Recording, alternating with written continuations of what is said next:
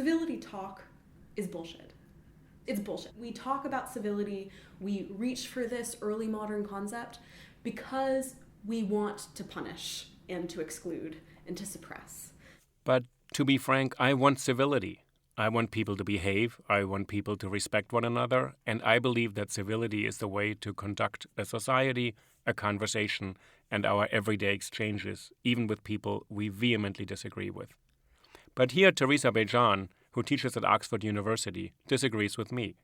Her book, Mere Civility, Disagreement and the Limits of Toleration, probes this concept from its origins in John Locke and Thomas Hobbes, and Roger Williams, who founded what would be today's state of Rhode Island, and explains that mere civility is something quite different from what people are calling for today in politics, in journalism, in everyday discourse. Be civil, respect the rules.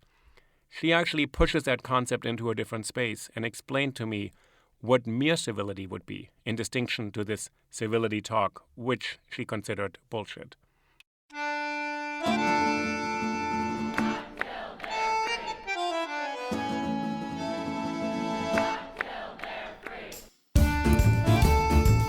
Oh yay, oh yay, oh yay, oh yay, oh yay. Willkommen, bienvenue, welcome.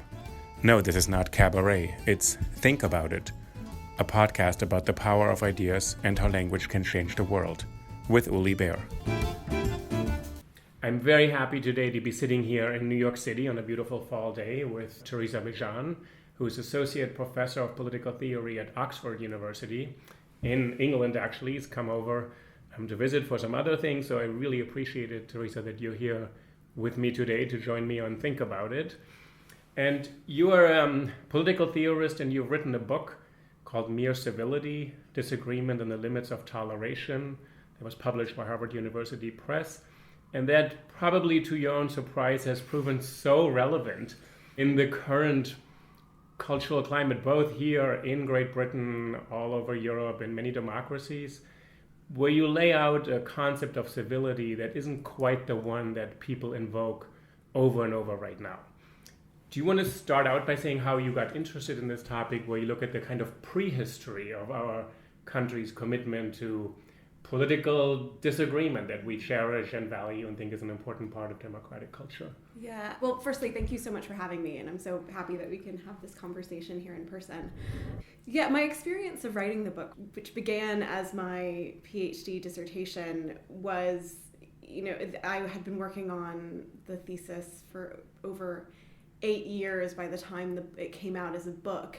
And I was completely taken by surprise. I mean, not complete surprise, because I'd chosen the topic and we're working on the topic and kind of was interested in the way that civility constantly cropped up in American political discourse. But I was totally taken by surprise by the timing and the fact that it came out right around the 2016 presidential election suddenly meant that I was getting lots of invitations to come and talk about civility to people who I was unaware, had interest or paid any attention to monographs about 17th century intellectual history. About Locke and Hobbes and Roger Williams, right, who was the founder of what's today's Rhode Island. So you did a historical study of the origins of this concept, or where you think it originates. Yeah. You also written about how it has a prehistory, sort of with the Stoics and Greek philosophy, but you're focusing really on sort of 16th and 17th century British thinking in the American colonies. Right, so that's absolutely right. So in a way, it's been a really edifying experience, because the book, it's written with popular debates and current events in view, but it's very much a scholarly work of academic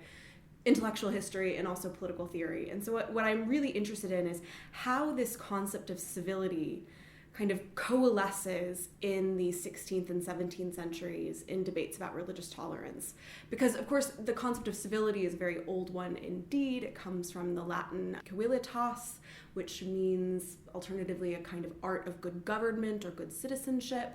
But it's also an ideal of civilization. So the civilized Roman against the barbari, against the barbarians. And so that kind of civility as a civic and civilizing discourse from the very beginning, tracking that history, but then seeing what happens in this very peculiar moment when the world of Western Christendom begins to fracture and break down because of the fracturing of Christendom with the Reformation. And so this is really the Reformation. So one of your first key witnesses in this kind of really dramatic sort of development is Martin Luther. Exactly. Right? So he's actually one of the big references.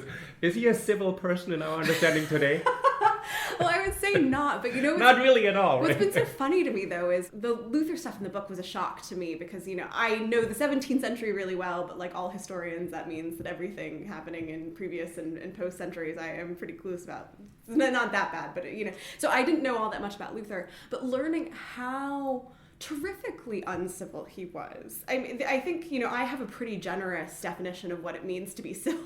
I think Luther definitely falls afoul of it. But there's a method to that madness. He's doing it on purpose, and it's because of what he sees being a Protestant is being all about. Being a Protestant is protesting in every way against the establishment, and that too means protesting against norms of civil discourse and civil conversation. He's protesting against the establishment, which he experiences is intolerant of his views. Absolutely. And so the verbal protest, the act of calling the Pope the Antichrist, in a way... That just made me stop. Okay, so that what we would consider uncivil, actually, or right. Beyond the pale, which we will define later what that means. Right, I mean, so we will come to this incredibly powerful phrase, beyond the pale, but right, that moment where he says, the Pope isn't just in error, the Pope is the Antichrist. The Pope is not a good faith participant in any kind of conversation about the meaning of our faith, about the character of orthodoxy.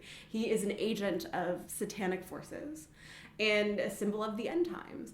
And that immediate extreme polarization through a kind of protesting language. Luther's doing that on purpose, and I argue in the book that the kind of theological disagreements at the heart of the Reformation, obviously they matter, obviously the geopolitical dimensions matter quite a lot, but the verbal politics matters a huge amount. And so what I'm interested in the book is showing how the shape of debates about religious tolerance in early modern Europe, and then in early modern England in particular, the shape was determined by a kind of worry about uncivil religious speech, an uncivil disagreement. So I think very often scholars have tended to think about the Reformation as being about how do we deal with religiously inspired violence and war. And I argue that no, it's the war of words as well. And if we don't understand that that's a crucial context in which people like Hobbes and Locke are theorizing toleration, then we're missing a huge part of the debate. So Hobbes and Locke come into this, and religious disagreement is what they're thinking about, or religion as a point of disagreement, a fundamental disagreement.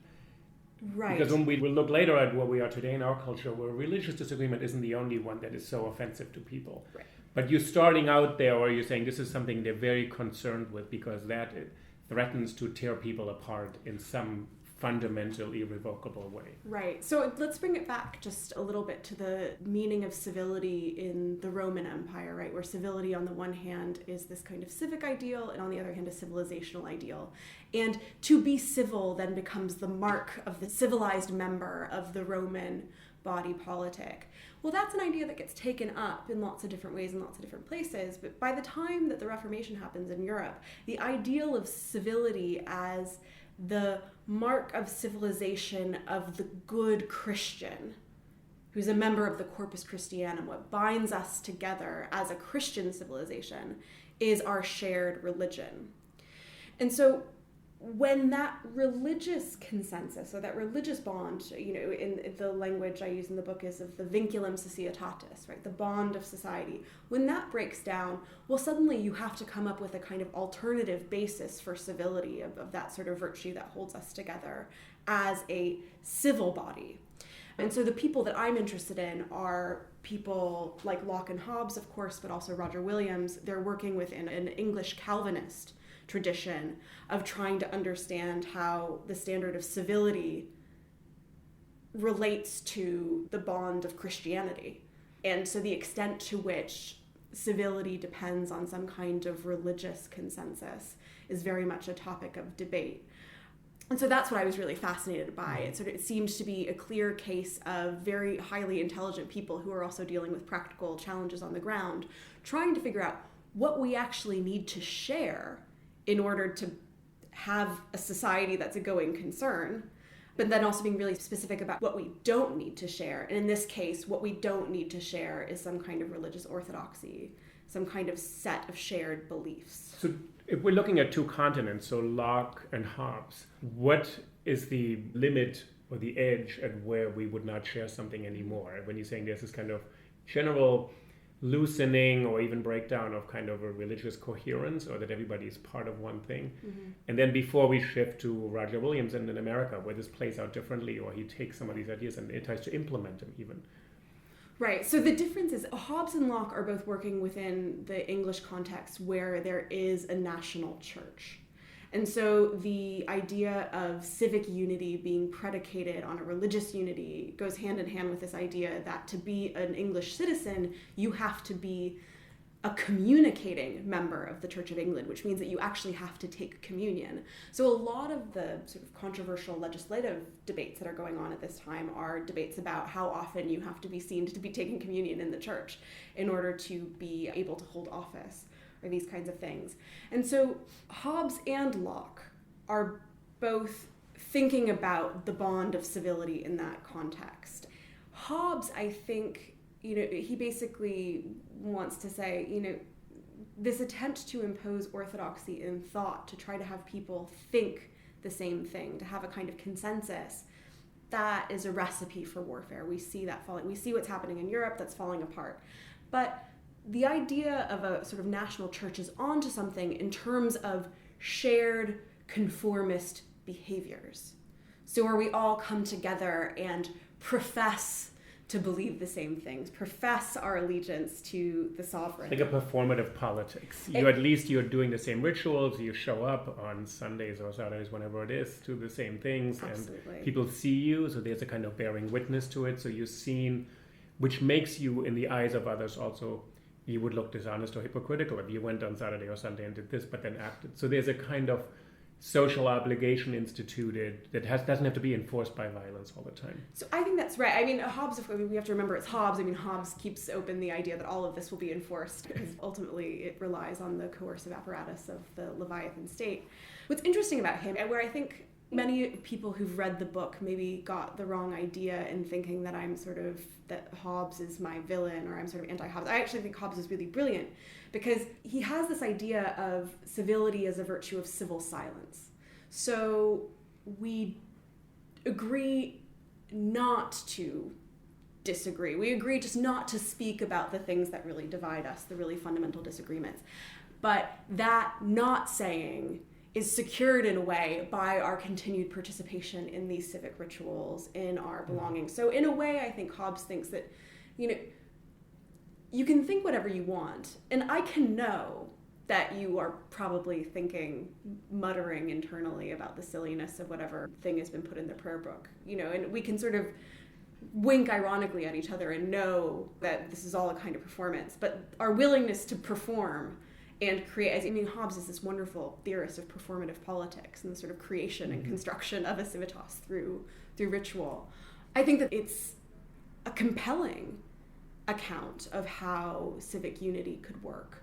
And I think that it is honest about some of the psychological constraints. What honest in the sense of it leaves some things unsaid or uncoerced, that I do not force you to reveal something about yourself, that with this modern understanding of subjectivity, first of all, you may lie to me to the death.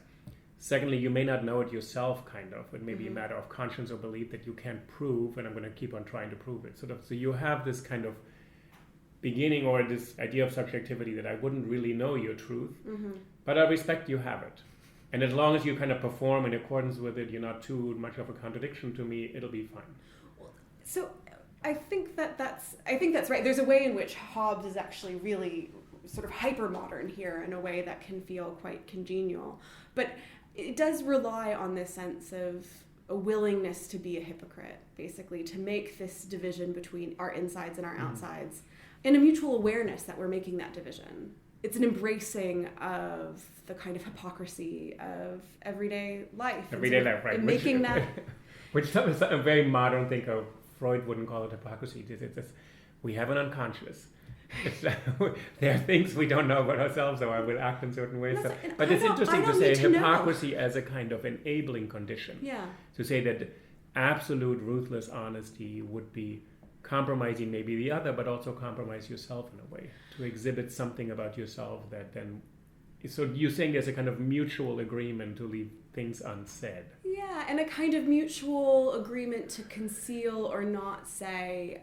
In Hobbes, you have this idea of sort of representative publicness. So what we're fighting about really is what manifests in the kind of representative public sphere, sort of what face the Leviathan is going to wear publicly. Lots of stuff that actually appears in the eyes of others that we see, on the street or walking, it is in the unrepresentative public sphere. And that's fine, so long as we don't talk about it. Interesting, okay. I describe this in the book as a system of kind of difference without disagreement. We can differ all we want, but we have to sort of remain committed not to making those differences the subject of public contestation or debate. So when we walk into the real world, let's say the new world, right. So with Roger Williams, we come to America, so he comes to Massachusetts first. Does he arrive first? And so he ultimately settles what is now Rhode Island.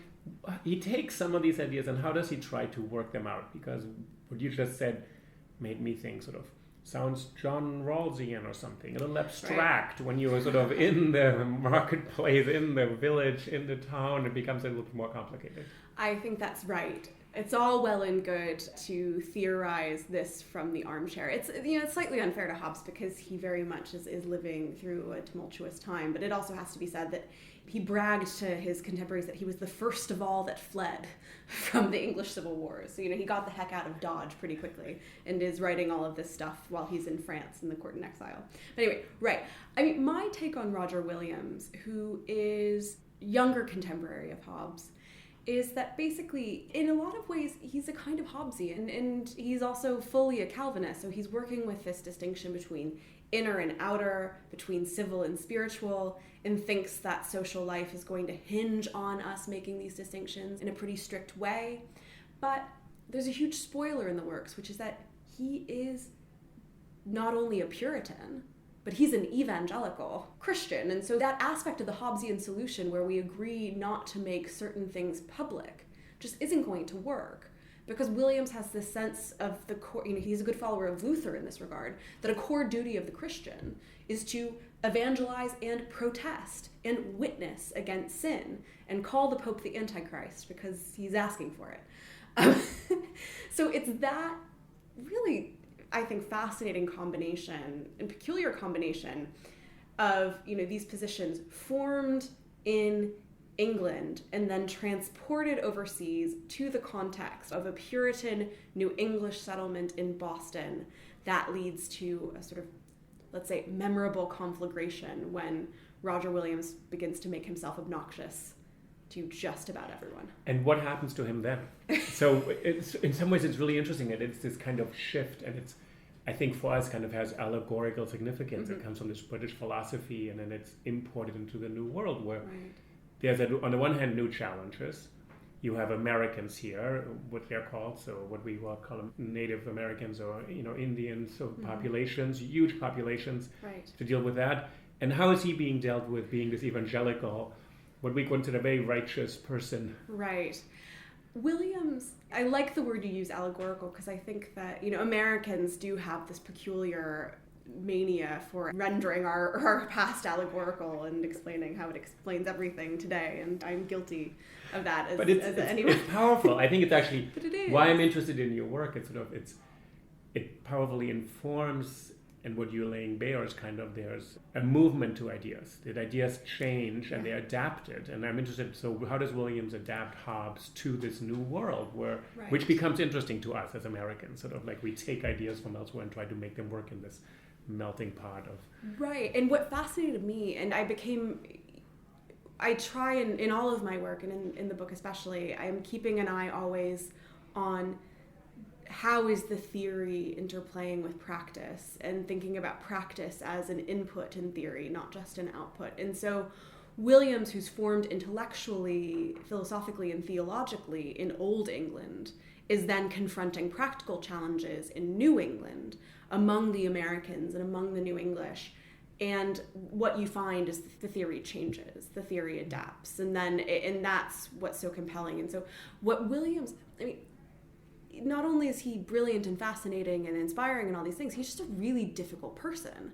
And so what happens when he arrives in Boston is that he just, right off the boat, quite literally, offends everyone by basically accusing them of being polluted by anti-Christianity, which means that because they haven't formally separated, they're all Puritans there, but because they haven't formally separated from the Church of England, they're basically still tainted by its historical association with the Catholic Church. And so for Williams, it's this relentless drive to separate oneself, to really purify oneself and one's church spiritually, that drives everything else. So he refuses to join the Boston church, which is a huge insult. He moves to Salem because he thinks that the church there is more pure, and we wonder what role he might have played in the witch trials that came later, but thankfully he got out of there, so I don't have to deal with that problem. But even then, sometimes history does you favors. Yeah. Exactly right. But even there, he is really wrestling with this idea that no earthly institution is going to be sufficiently pure, because I can't be sure that my fellow men, and it goes back to the problem you raised earlier about insides and outsides. How can I know the state of your soul? How can I really know that they're regenerate, that they're good Christians? That's sort of the beginning of Roger Williams's sort of journey, and this is the allegory it comes out. He's trying to journey into the wilderness, right? Although, that's the romantic way of describing it. Really what happens is he's made himself so obnoxious and promised to stop publishing these incendiary things over and over again, and then keeping, reneging all the time, that finally the Bostonians are like, oh, I cannot deal with this guy, and they want to deport him back to England. But then he escapes in the middle of the night. So much for free speech at that moment in America, right? Exactly. So anyway, then he goes off and takes refuge with the Wampanoag tribe first, and then the Narragansett. And of course, this is an uncomfortable fact for many Williams scholars and sort of super fans, of which there are many, is that the reason that he knows the American tribes so well, and the reason that he's friends with them, is because he has been working among them as a missionary. That's why he knows their languages. That's why he knows their ways. It's that missionary connection that then leads him to found what will become Providence Plantations in the colony of Rhode Island. But Providence Plantation, which becomes Rhode Island, as you're saying, they're super fans because it creates a model. There's one sort of this landing point in your book, sort of this idea of mere civility. There's something that is developed there. So what is this idea of living together? Right. So Williams in Providence is thinking about the same problem that Hobbes and Locke are thinking about in England. It's thinking about this, okay, what can be the bond of society? What can hold us together when we no longer have a shared religion? But of course, he's thinking through that problem under wildly different circumstances. Namely, he's trying to get a new colony going, a colony that's menaced on all sides by, first and foremost, the New English. So Massachusetts and Connecticut are constantly trying to take over Williams's plantation.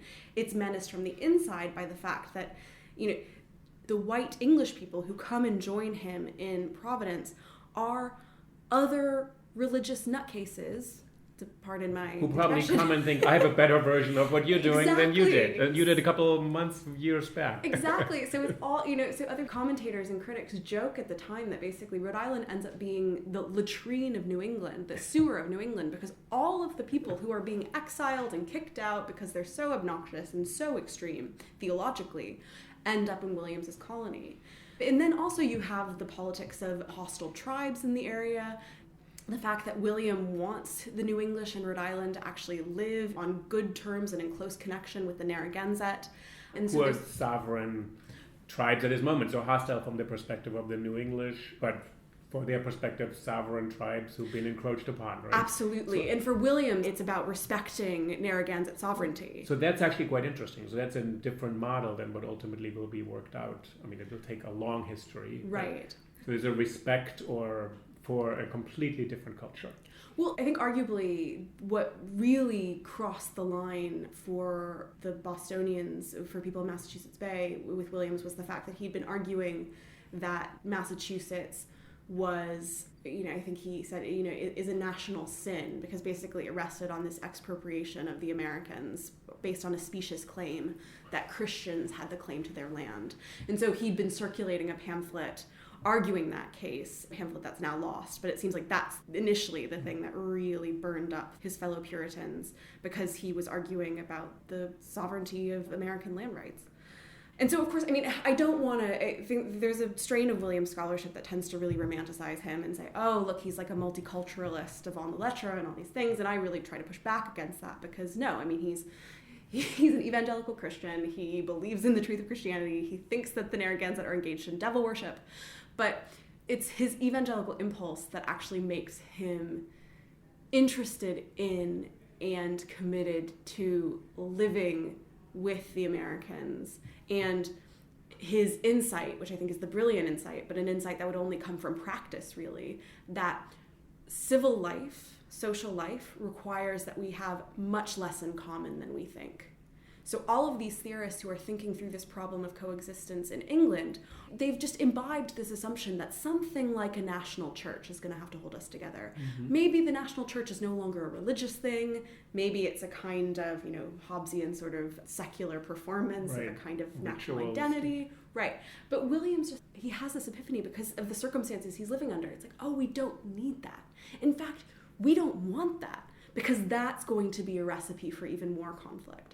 So Williams comes up with what I, call a sort of a theory of mere civility, which says basically, and somewhat perversely, that what will hold us together is our commitment to having these fundamental disagreements in a fairly evangelical way, but on terms of mere civility that, as an expression of our willingness to live together.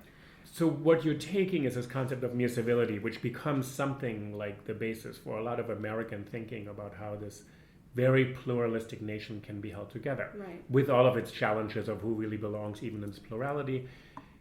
How do you account for this evangelical strain in Williams? Do you sort of filter that out in a way, and I don't mean in a kind of deceptive way, but sort of say, you don't want to hang on to this part, but you think there's something else worth hanging on to here. There's something that is productive in this mere civility, and you're not saying I'm endorsing this, because that still seems to be fueled by this evangelical conviction behind it. So far from it. For me, this is where it's maybe worth remembering that I'm coming from the field of academic political theory, and particularly debates in the 90s and 2000s about public reason and Rawls and how, the problem that religion poses for the public sphere, which I do think is a basically Hobbesian and then sort of Lockean position.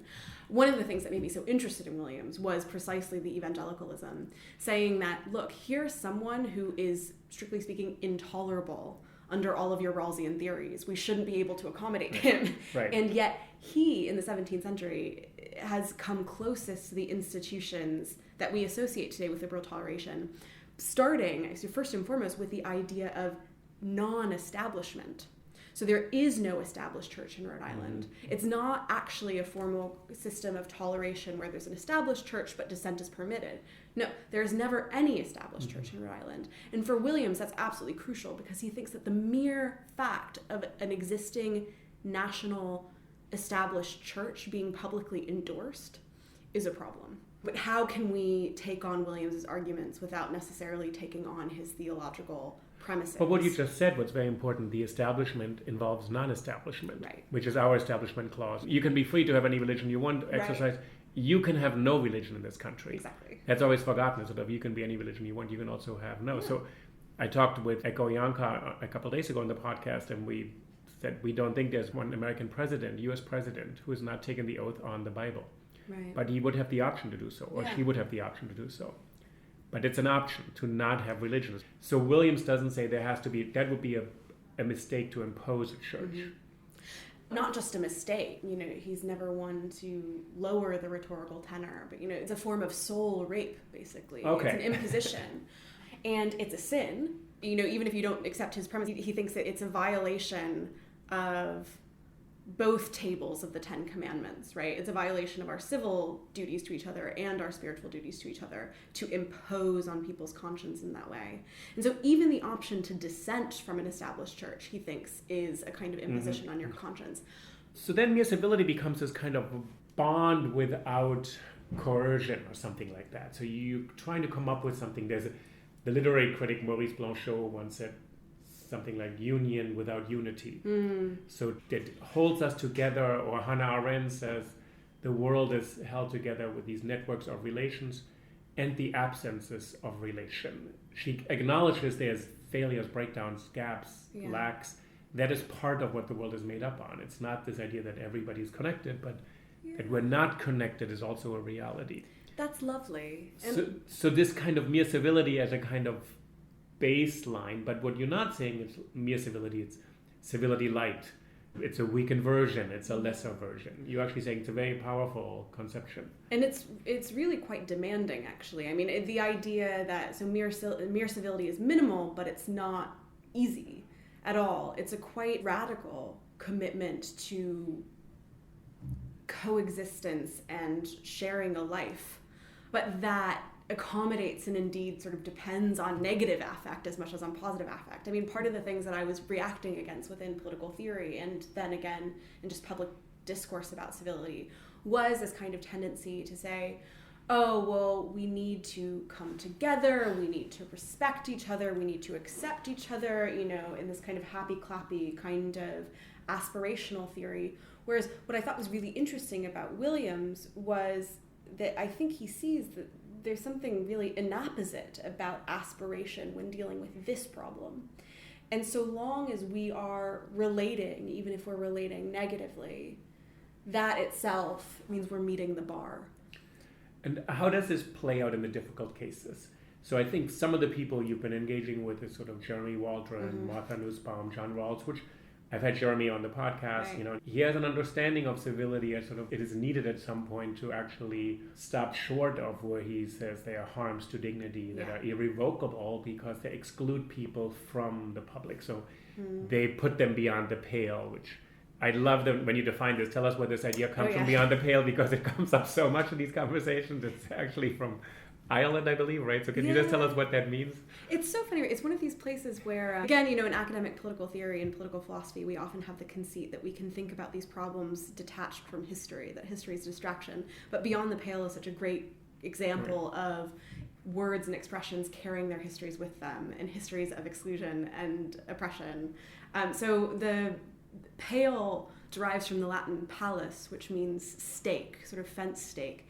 And historically, the Pale was the geographic area around Dublin, so Dublin was the base of the English conquest of Ireland. And so, this is an older history. So I think the Pale really kind of settles around 13th and 14th centuries.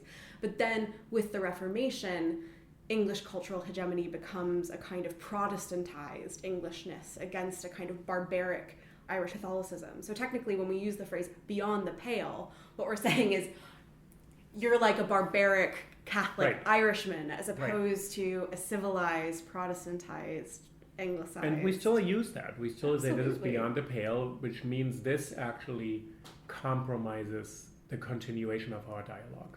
What you just said puts you beyond the pale, but what it really means, I can no longer listen to you. Absolutely. And so that move, right? I mean, in a way, I find my disagreements with Waldron very productive, and also with Nussbaum. What attracts me to the Williams position, and so this is maybe the more theoretically detailed side of the book and my argument, but it's basically saying that all questions of religious toleration actually raise three questions. So there's always a question of how much difference can we bear? How much do we have to share in order to make that difference bearable? And then where do we draw the line? And I feel like most conversations about civility is always an answer to the second question. It's sort of what do we need to share in order to make our differences bearable and continue to have a society? We define civility, we theorize civility as an answer to the second question, but then we mistake that answer to the second question as an answer to the third question. So once we've defined civility, anyone who falls short of that bar is beyond the pale. We've drawn the line. Tell me again the three different categories. Second one is what we share. The first one is how much difference can we bear? So the difference would be if you're not part of what I consider even part of the human race, because you are a devil, right? You're not sort of all the terms that we've seen throughout history. You are not civilized, you're a savage, you're a native, you're a barbarian, You're an you're all those anti-Christian. different things. You're anti-Christian, exactly. You're not one of us in such a fundamental sense that you're not really part of the human race. The naive, intuitive answer is, well, no, you can't live with devil worshippers. I mean, they're worshiping the devil. But someone like Williams is going to say, well, actually, no, you can. You can live with devil worshippers, so long as we share this something else. And so then, okay, well, what is this something else? Mm-hmm. Well, it's mere civility. It's a sort of minimal conformity to norms of respectful interaction. Doesn't rely on actual respect, which is crucial. But Williams says, so that's my answer to the second question. But then someone's going to come along and say, okay, well, then people who fall short of that, surely, then they're beyond the pale. They can't be part of the society. And what Williams says, and I think it's the only thing to say, really, is no. We tolerate incivility, too, in a tolerant society. We have to. But that doesn't spare us the work of asking and answering that second question, thinking about what we need to share to constitute us as a community, and having a sense of what's beyond that line, but not using coercion. So in the way this is worked out, this seems very difficult in assuming that people on both sides have to agree to this kind of sense that you have to participate in minimal civility, right? Yeah. This is the whole thing. It's sort of like you're saying, well, let's talk about what we could potentially possibly share if I don't believe there's anything we share. And I say, well, I don't even want to engage in that. Right. So it's much a duty as it is a kind of opportunity. I think that's right. That is a sense in which I think actually it's not possible to bracket or downplay the evangelical core of this. Let me make explicit. I mean, I think that, I'm not a religious person, and yet there are ways in which I'm an evangelist for the things that I really care about, right? I think that all people have the kind of capacity to be evangelical about certain things and imperial about other things, right?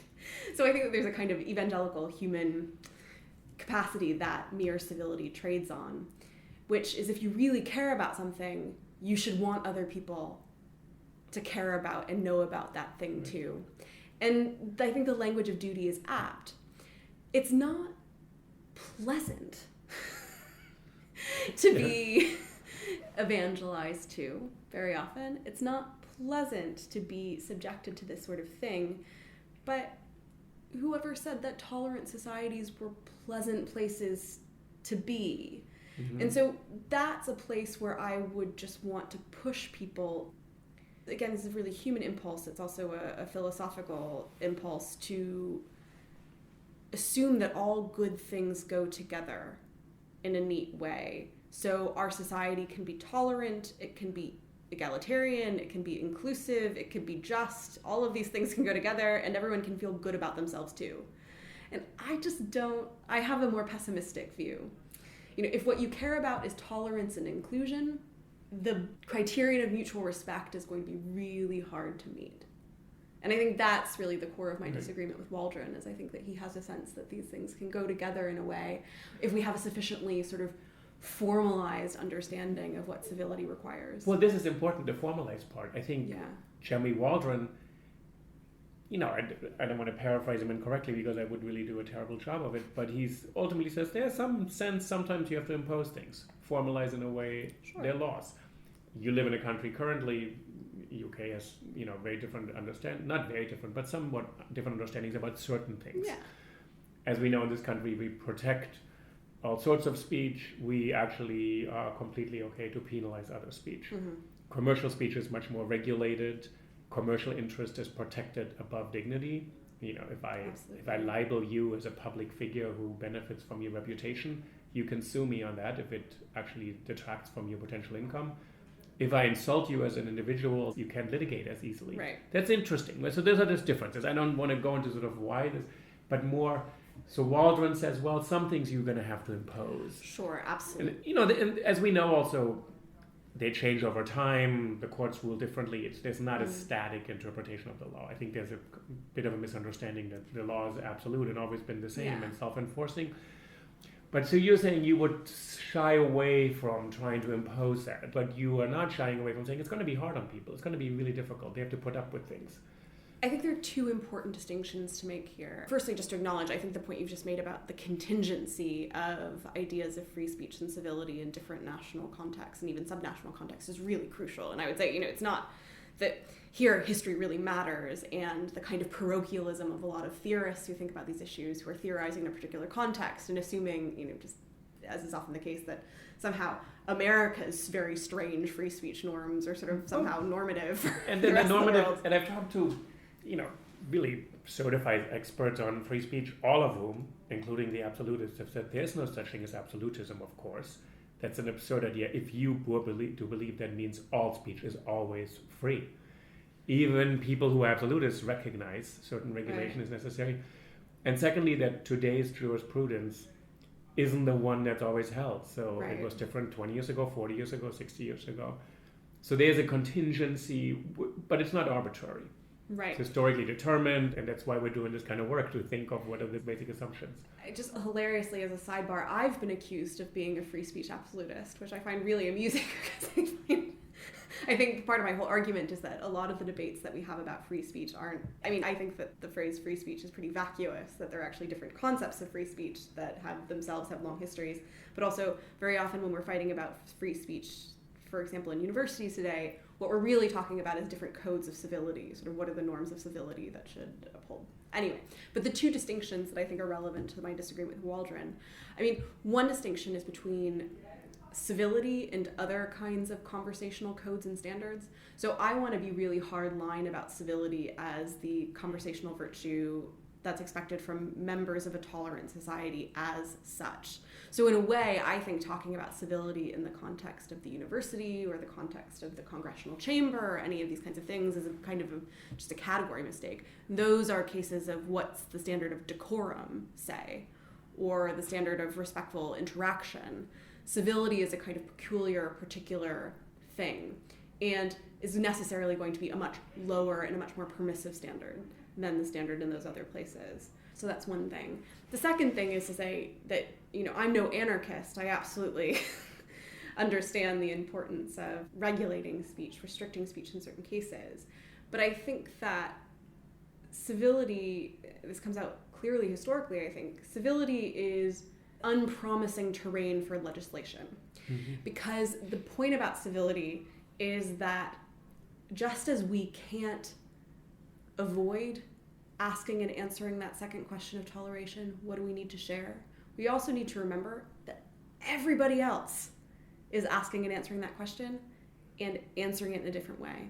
Our perception of what is required to make coexistence possible is one of the things that we differ absolutely about. And so, I'm open to saying that there are laws about speech and laws and even, rules about decorum. So the language of formality, right? We can have kind of rules of formality, but legislating civility is another business because it is a kind of conversational virtue that takes into account the inevitable contestation about what it means to belong to the body politic, and especially if that body is a tolerant society. So I would say my conclusions are kind of civil libertarian conclusions. Ultimately I'm standing back and saying that no, the state should be in the business of regulating civility. I recognize the dignitarian harms that Waldron points out and concede that they are harms, but nevertheless, for me, in the balancing, I say that the drive of inclusion actually means that we should under-regulate as opposed to over-regulate. Let me ask you a question related to this. So when you talk about dignitary harm, which is how Waldron defines the effects of cumulative hate speech, let's say, in a kind of summary way, you haven't written a book on, it's not a theory of democracy, it's not a theory of equality, it's not a theory of justice. The term equality is quite interesting to me, and I've had conversations with people actually at a conference, and someone really was quite upset with me, and he said, you're imposing equality, you're just assuming equality is something everybody agrees to. And I kind of looked at him naively. I said, well, we're Americans, we do actually. And there's a kind of interesting moment in Jefferson, when Thomas Jefferson, when he establishes the University of Virginia, and he talks about education, and he says, I would like equality to be as self-evident as a mathematical formula, but I can't, so we're just going to have to impose it in a way. And he's unhappy with that. Because I think what he's getting at is what you're saying. You want to resist as much as you can imposing something that's shared by people, because you don't know whether they're going to share it in any case, or then they don't have room to disagree. It's like the way Williams didn't want to impose a church in his colony. But equality is sort of an assumption that I always thought in America is sort of an assumption you can't undo. You can't say, well, I'm against equality, really. And a lot of the conversations I've had, that speech actually conflicts not with dignitary harm or dignity, but with equality, and not with inclusion and offense, but with equality. Does it then make any sense to sort of say, like, is equality something that Jefferson imposed? We live with it, all men are created equal. No, we include women in that as well. We're struggling with that. Yeah, I think that is exactly where the discussion then needs to go. And actually, so, I'm clear in the civility book that this, and I think I have that section, this is not a theory of democracy, this is not a theory of equality, this is not a theory of justice, this is a theory of civility. But actually the book I'm working on now... So I didn't want to make that mistake, right? So you're writing that book now. Okay, so the book I'm working on now is a book on equality. Oh, good. Taking up precisely some of these questions. I think your inaugural lecture at Oxford is there a lecture you gave on equality on basis? It's online, actually. I can put a link to it in the website. Yeah, exactly. It was a lecture I gave at Cambridge as part of this yes. Balzan-Skinner Fellowship. The project is about the theory and practice of equality and how we constitute a society of equals through practices of mutual acknowledgement. So you can see how it comes out quite naturally from the civility work and how we construct our tolerant society through norms of civility. One of the things that was very clear to me in working on civility was that very often, again, it's an example of wanting all good things to go together, a lot of theorists wanted to make or assume that civility would be a robustly egalitarian norm. And no. I mean, civility is about the maintenance and construction of societies and also the hierarchies that are constitutive of those societies. Civility or equality? Civility is. Civility is. And how does equality relate to this then? So you can have a more egalitarian code of civility for sure, right? I mean, civility will be part of constituting a society of equals as it will be constituting a society of unequals. But civility it rests on a constitutive inequality in the sense of civility rests on constitutive exclusion. So civility is always about regulating who's in and who's out in our society, and there is an implicit hierarchy between insiders and outsiders. It's better to be inside than out. And so with civility, I don't think you can get away from the fact of exclusion and the fact of notional hierarchies of value informing the goodness of the status of being within. And so that was the question that really got me interested in, just the emergence of equality as a political ideal and sort of what it means. So in the new book, it's a similar time period in that I think something important happens in the 17th century. But again, it's engaged with questions of high political theory on the one hand, and so equality as a kind of quasi-mathematical principle, how that kind of language of talking about equality is also meeting up with, being inspired by, but also pushing back against a kind of down and dirty discourse of sort of social practices. How do we acknowledge one another as equals in Christ? How do we acknowledge one another as equals as citizens? And that business of always kind of trying to acknowledge equal status, but at the same time inadvertently condemning people to a lower status, making the distinction of, my equal status relies on constitutive exclusions, like, my status as an equal and freeborn English man rests on knowing myself to be other and better than English women or non-English men, etc. So those sorts of dynamics I think are really fascinating, and the question of how do we constitute a society of equals is one that I'm wrestling with as an academic, as a citizen, as an immigrant, all of these things. Again, I'm hoping that history can shed some light here, but maybe not provide any easy answers. Well, the one thing we can say, we're certainly in this moment in time, I think a lot of people are very, very interested in the kind of historical origins of these concepts because they're being bandied about, or people feel they're being abandoned or misused. So how do you feel when people call for civility over and over again every single day? I mean, I read both the Wall Street Journal and the New York Times, and I see calls for civility on both sides, and I actually see in the same editorials that the other side is always uncivil. Right. So how does it make you feel when people probably tweet at you or call you and say, Teresa, don't we need more civility, and can you give us some, please? Can you give us a dose of civility here on how to do this right? Right. I mean, so on the one hand, I'm edified. People should always call me asking for advice because I'm always right. But yeah, there is a deep sort As of... a good sort of super fan of Roger Williams, you're always right. Precisely, the righteousness of she who is always right. No, there's honestly a kind of weariness actually about this debate, because I'm giving a talk later tonight, and one of the points I'm going to make is just that, look, civility talk, so this constant sort of partisan back and forth about people calling for more civility, accusing their opponents of incivility, civility talk is bullshit. It's bullshit. We talk about civility, we reach for this early modern concept because we want to punish and to exclude and to suppress. Because civility, if we can adequately and successfully stigmatize our opponents as uncivil, then... So what you're saying is what in your generation millennials would say, it's been weaponized. The concept has been weaponized. So when I call for civility, I'm actually saying you're not civilized, you're beyond the pale, you're not adhering to the rules, and you're unacceptable. I don't have to engage with you at all. And free speech is not a dissimilar fate right now. It's weaponized pretty strongly if someone says free speech. Your setup is either being for or against it, as if there's such a thing. And while you're speaking, you're being against it, or while you're speaking, you're being for it. And so one of the things where I feel very fortunate to be in the position I'm in is to be able to say that, look, we can make a distinction between the discourse and the concept. I mean, here I am very firmly a political theorist as opposed to other kinds of maybe cultural or social theorists. And just to say that because, civility talk is bullshit doesn't necessarily mean that civility itself is bullshit.